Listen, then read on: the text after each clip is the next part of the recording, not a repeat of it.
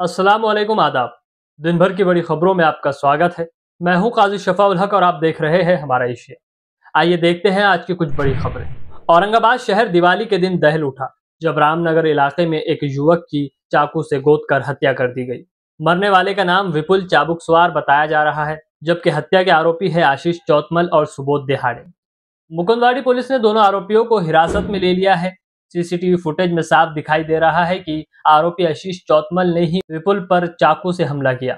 जानकारी के मुताबिक विपुल अपने दोनों दोस्तों से मिलने गया था। तीनों में बातचीत हो रही थी, तभी अचानक आशीष ने चाकू निकाला और विपुल पर वार कर दिया और मौके पर ही उसकी मौत हो गई। फिलहाल हत्या के पीछे का कारण अब तक स्पष्ट नहीं है। पुलिस इस पूरे मामले की जांच में जुटी है। मराठा आरक्षण आंदोलन के नेता मनोज जारंगे ने राज्य सरकार पर बड़ा आरोप लगाया है। उन्होंने कहा कि सरकार ने किसानों के साथ धोखा किया है।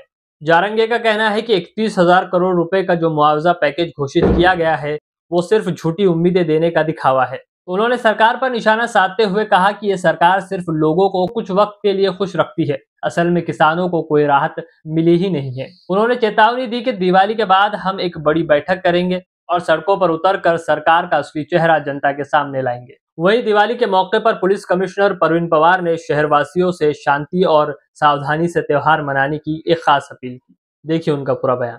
नमस्कार, मी प्रवीण पवार, पोलीस आयुक्त छत्रपती संभाजीनगर। दीपावलीच्या पावन पर्वाकरिता आपणास व आपल्या सर्व कुटुंबियांना दीपावलीच्या अनंत शुभेच्छा।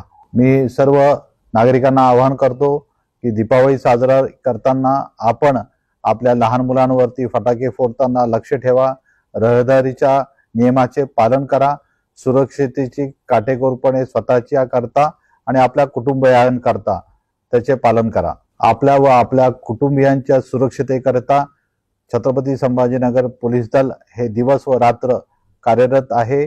आपण दाखवलेल्या विश्वासामुळेच पोलीस दल हे अत्यंत कार्यक्षमतेने काम करत आहे। आपण सर्वजण मिळून हा सण आनंदाने, उत्साहाने आणि सामाजिक जबाबदारीने पार पाडूया।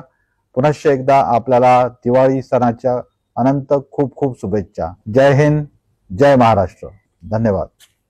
तो ये थी आज की कुछ बड़ी खबरें। आपसे कल फिर मुलाकात होगी, तब तक देखते रहिए हमारा एशिया।